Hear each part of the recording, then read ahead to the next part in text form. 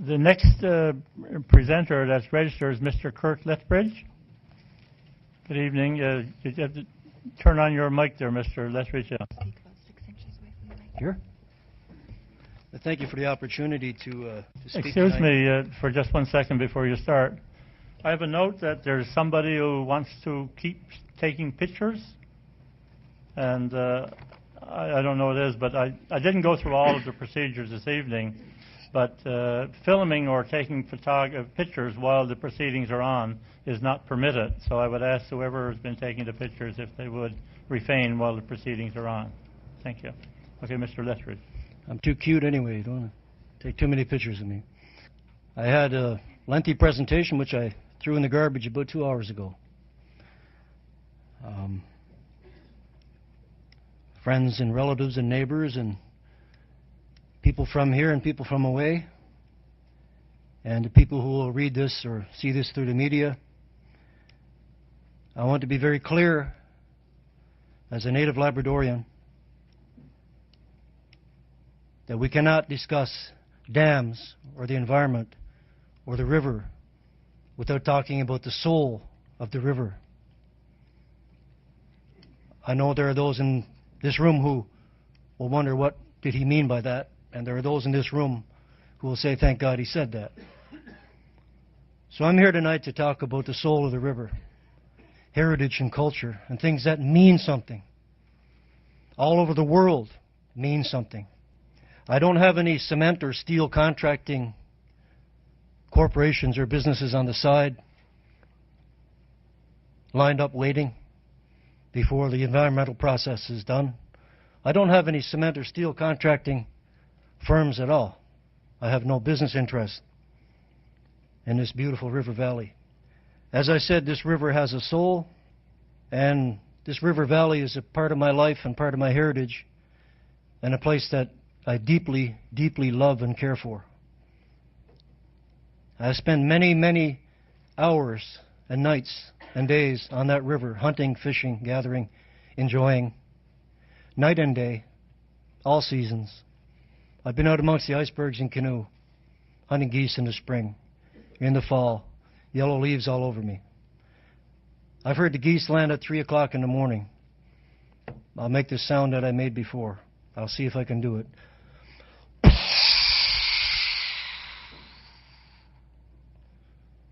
Out there in the dark, where they have landed for 10,000 years, eating the same grass that they ate 10,000 years ago, the descendants of the same geese, the descendants of the same grass, that will be destroyed if this river is destroyed. Some people say, we can go ahead with a dam if we do it right. And I say, how do you destroy a spawning bed right? How do you destroy habitat right?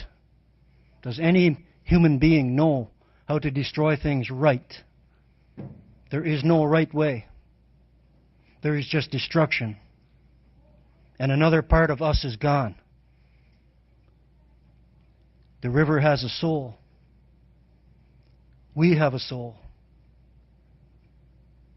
Some people have a price. Kirk Lethbridge don't have a price.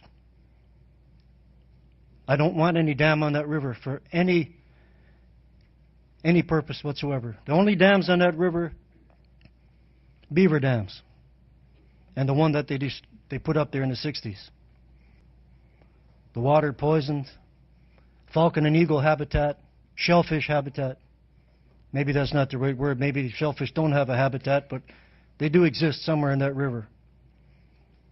And they can only handle so much pressure and so much depth of water before they are destroyed. This river has given for at least 10,000 years. Given and given and given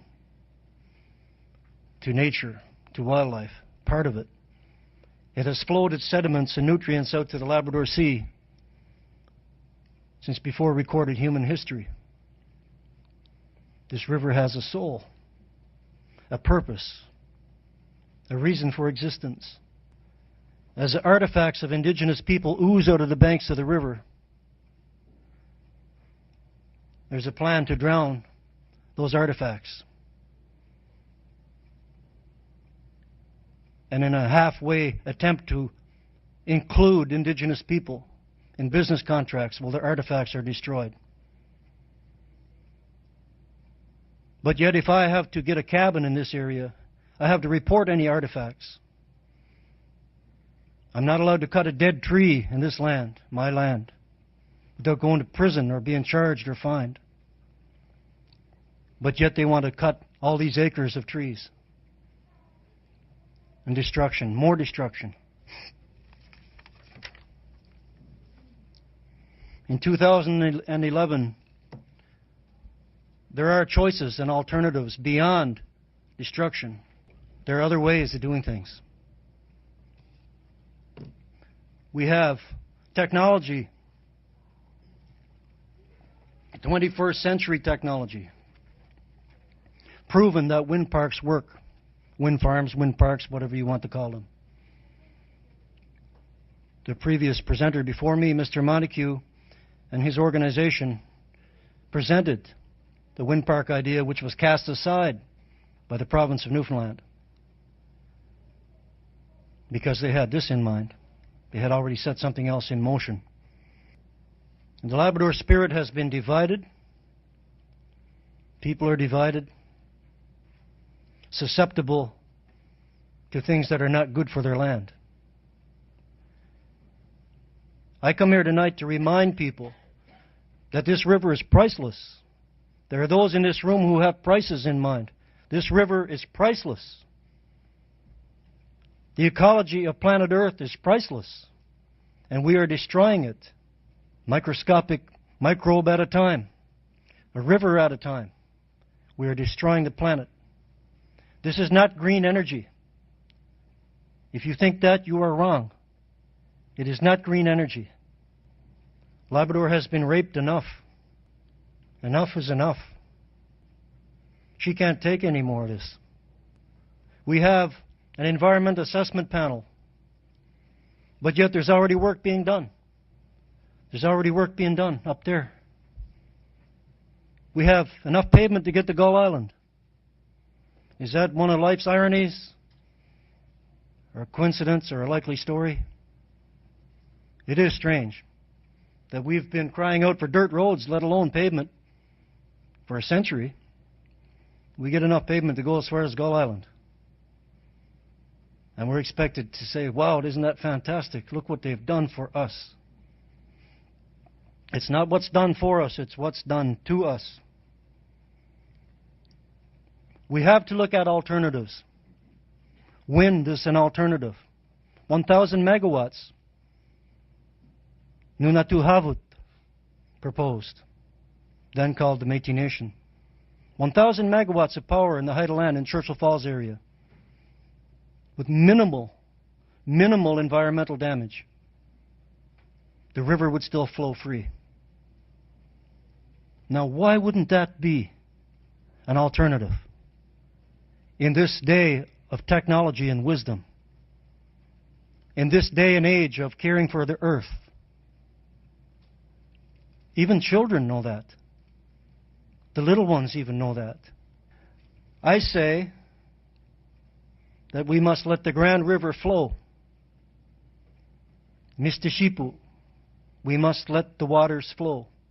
With what's left of her heart, we must let it flow. Let the interior sedimentary microscopic life flow as it has flown. Out to the bay, out to Rigolette Run, out to the Labrador Sea, out to the Labrador Current and south. Those nutrients from central Labrador and the interior of Labrador that participate in part of a food chain that again is older than recorded history. What some are proposing to do on this river is done with thought in mind. The greatest engineers in the world are thinking about this dam and how to do it. But they lack one thing, and that is the wisdom and the spirit and the caring for what's left of this land. And all why?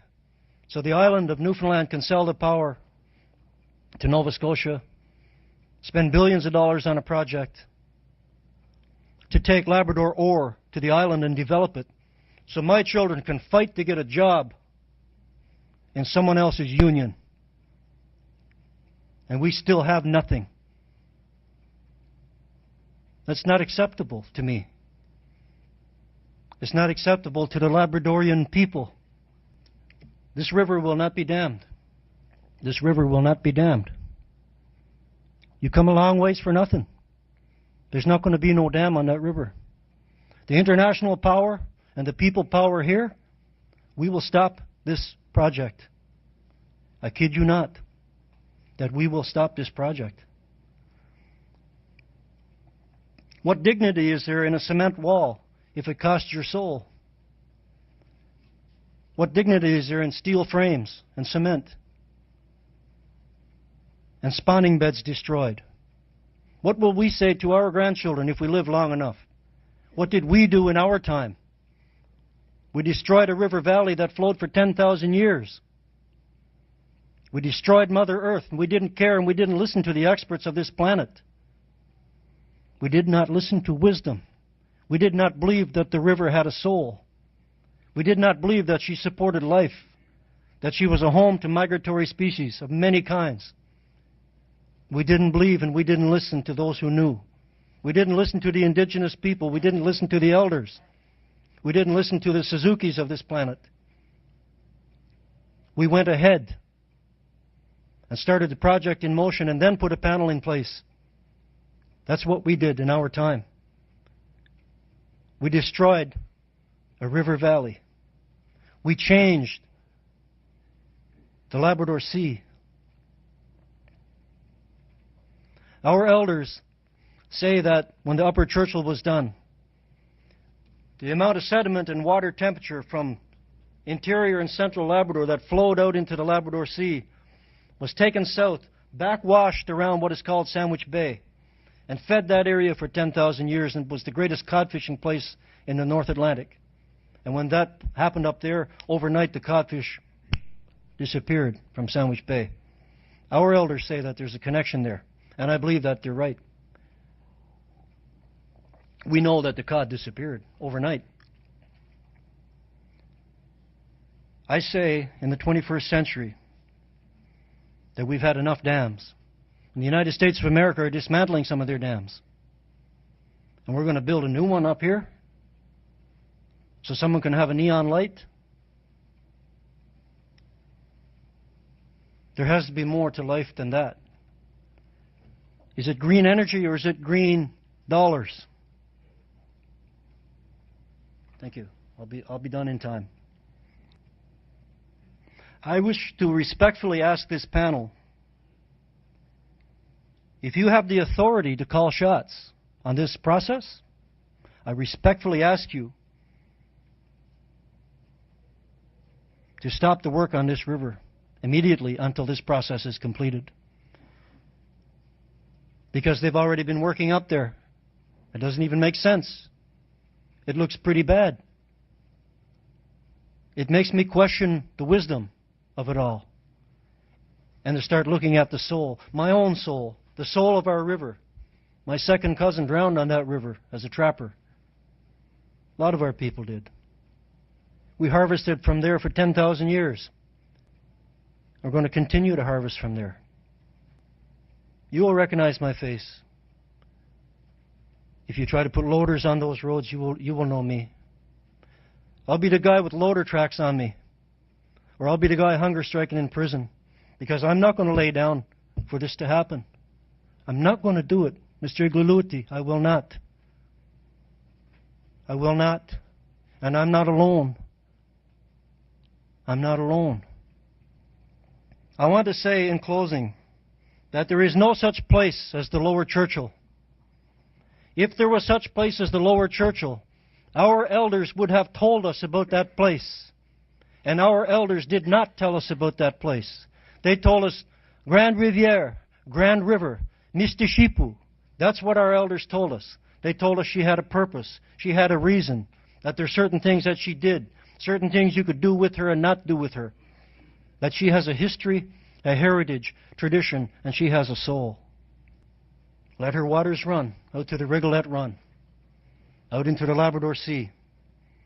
No more dams on our precious waters. Thank you. Well, thank you very much, Mr. I prefer people not clap. It's not appropriate. The purpose of the hearing is to get the information, and Mr. Lethbridge has given us a very interesting presentation, no doubt. You did ask one question about which was along the lines of the terms of reference, the authority of the panel, and because it is the terms of reference, and I'm not sure if you were here last night, but I will answer that question. And the panel itself has the responsibility for reviewing the environmental assessment of the project and for having public hearings and getting the information and the views from various parties, including more information from the proponent as well as individuals like yourself and organizations and governments, etc. And in the final analysis, the panel has a responsibility of assessing the effects of the project and making recommendations and its rationale and in a report to the ministers. But the panel is an advisory body. The panel is not a decision-making body. So the information can be and will be put into a report with the panel's own conclusions and recommendations and the reasons for those recommendations. But these are advisory recommendations to the government as opposed to decisions. So I wanted to just clarify that. Now, I've been asked, there's an opportunity now for members, my colleagues on the panel, to ask you questions, and I would give them that opportunity now. So, Dr. Dodd. Well, thank you, Mr. Lethbridge. You talked about the cod disappearing. I'm wondering whether either now or later, when we get back to the aquatic issue, whether you're in a position to provide additional information about that. You talked about the possible link between the Churchill Falls project and the disappearing of the cod. I don't know whether you want to elaborate on that now, whether there's additional information, any reports you have, anything that you can provide us on that. Okay. Someone pushed it for me. Thanks. The cod issue that I alluded to was something that our elders noticed and commented to us about. They didn't have the scientific information. They had common sense to know that one day there's fish and a very short time after there was no fish. I don't know if anyone cared enough to gather the studies or any information that you refer to. But if there is anyone, I would say maybe Nunatu Havut, maybe have it, or the Department of Fisheries and Oceans, or the provincial fisheries may indeed as well. Hope that answers your question. Yes, Mr. Lethbridge, you made reference to the fact that you believe that NALCO has started work on the project. I wonder if you could just tell me what work you think that they've been doing, and then I might also ask the same question of NALCO, what the situation is. I'm on again? Okay. Hate to talk into an empty microphone. There's been work going on up there off and on for years. Survey lines, trees being cut, trailers, men, equipment.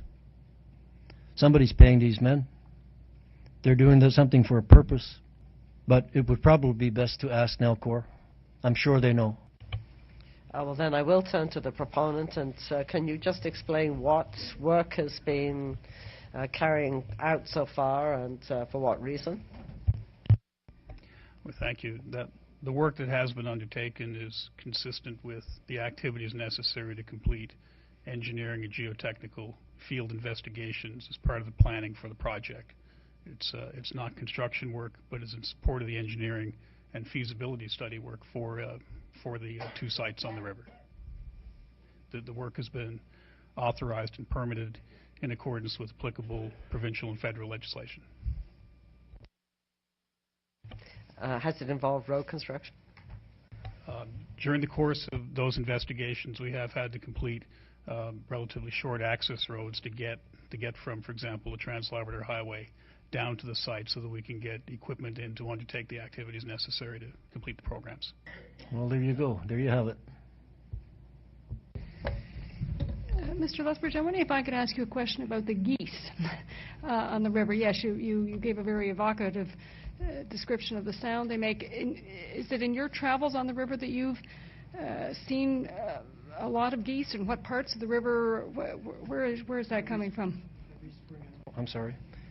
Every spring and every fall, the geese use that river on their way north and the way back. Excuse me. It's a migratory route for not just geese, but small birds, songbirds, birds of prey, ducks, geese, divers. We call them divers. Scoters, maybe some people may be familiar with. It's a duck-type bird. They've used that forever, and they use it every spring and every fall. Are there any particular parts of the river that are used most, or that you're most familiar with seeing them? They use many different areas. They use sandbars and sandbanks to rest on, and they use any area where there's grass that they can reach. They use those areas as well, and as well as the banks of the river. Thank you. Okay, I would ask the proponent in Alcor, do you have any questions for Mr. Lethbridge? No, not at this time. I think there are some issues with respect to alternatives that we'll discuss maybe in more detail during the applicable topic-specific session. Thank you. Okay, thank you. Is there anybody in the audience who would have a question for Mr. Lethbridge? Mr. Learning? Yes. Well, this is not for Mr. Maybe Lethbridge. if you'd say your name too, sir. I'm sorry. John Learning. This is really for a proponent, because where Mr. Lethbridge spoke about construction, and again, Mr. Bennett, with his knowledge of stuff like this, says, no, there's no construction, but we built a road, they built helicopter pads. Nailing two 2x4s together is construction. He might want to start getting himself a dictionary. Thank you. That wasn't a question, right? Okay. Is there anybody else has a question for Mr. Lethbridge? If not, I would like to thank you very much for your presentation, sir.